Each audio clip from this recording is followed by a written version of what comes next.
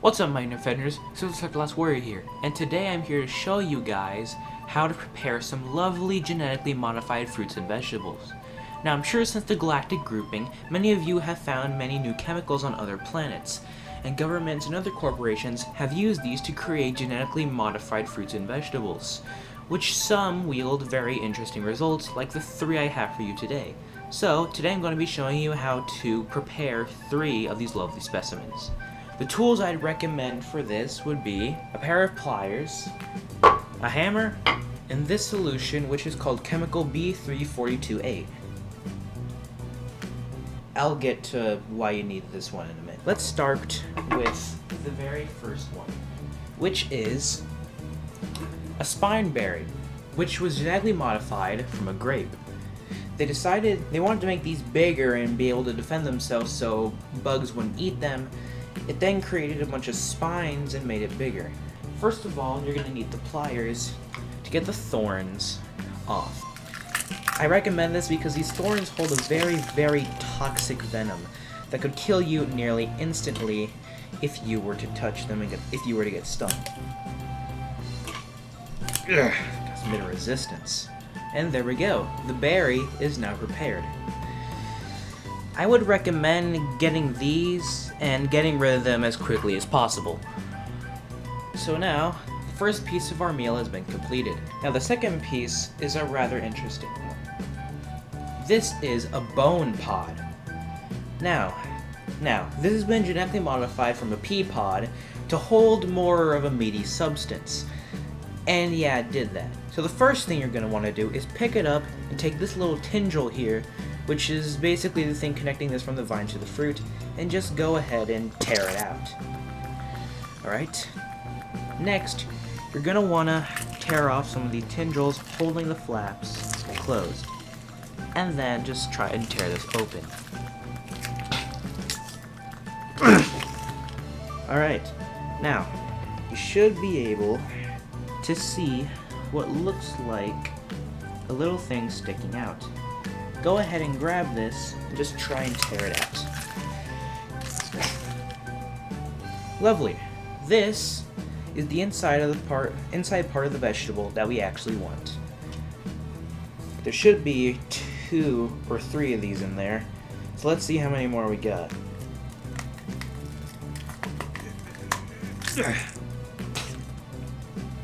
And there we go. Now you can discard the rest of the skin in the pouch that actually holds these 2 bony pieces. So now what you want to do with these is put these on a well-oiled baking tray and cook them in an oven at 220 for 15 minutes. And now for my personal favorite vegetable, a Parasite Leek. Honestly, it really doesn't look anything like a leek at all. It's just the fact that it was made from a leek. Now, I really don't know what they were going for when they were making this, but it's rather interesting. So, you're going to want to start by taking these top tendrils, just trying to roughly peel them apart.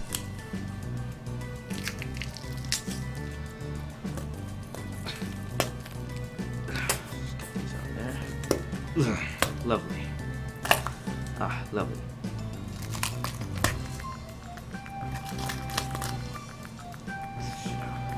Now, the first part of this vegetable you should get to is this little ball right here, which is connected to this seemingly umbilical cord-like thing.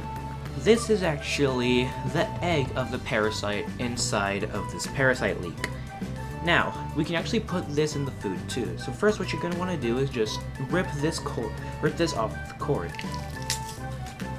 There we go. A couple minutes, it should actually start to open and release a bunch of spores in the air that will grow into more parasite leeks. Now, this will do this about anywhere, not just on grass. So we really don't want this to do that. So, this is where you're gonna need the hammer. Just smash it a good couple times, and it should now be dead. Now, you're gonna want to peel these red strands away.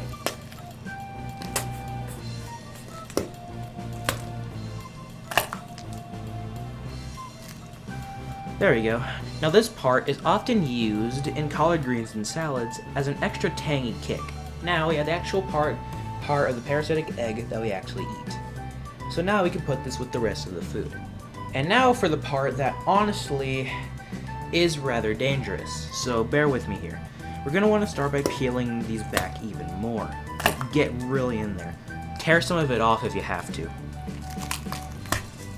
Yeah, here we go. Keep going. Keep tearing this stuff off. Ah, there we go. Ah, there we go. Now here's the actual parasite. Go on and pull the piece off that was fueling the egg.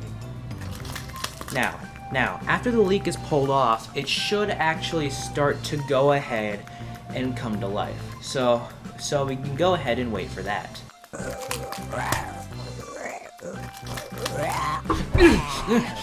Okay, so now these things are rather dangerous, and so these things are rather dangerous, and you really need to make sure that these things don't just run around, because they will latch on to people and suck the nutrients out of their bodies, growing larger and creating a giant colony of human-killing parasites. So you need to grab the hammer again. And now, get his head down and just...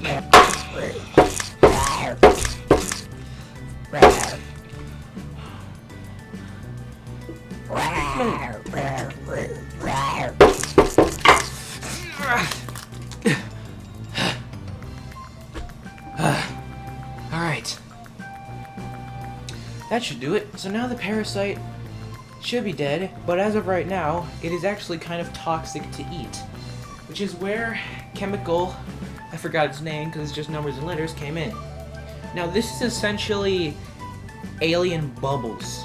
I'm not even gonna lie, it's alien bubbles, but it's found that mixed with bleach can cause it to kill certain alien creatures, including this one. So just take a good bit of it and just lather it on the thing. This just ensures that eating it won't cause it to, poison you horribly. And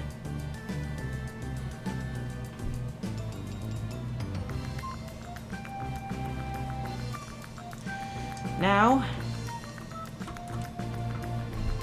you should be finished. So now all you need to do is put this on another well-oiled baking tray and cook this for 30 minutes at 180. So now the entire meal is done. We have our spine berry, our bone pod bones, our parasite leek egg, and the parasite from the parasite leek. Look at how lovely this is.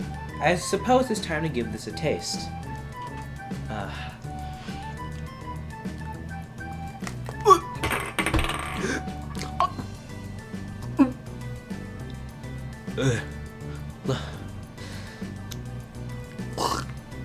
Lovely.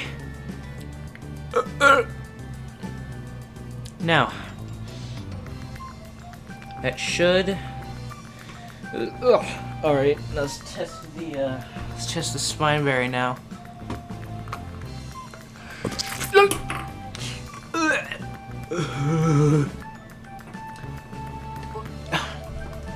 Delicious. Let's try the egg. Oh god.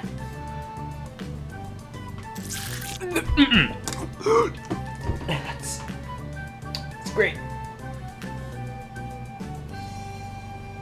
It's great. Now, let's try the parasite. It should be completely dead. This one actually tastes, kind of nice. I kind of like this one. This one's actually pretty nice.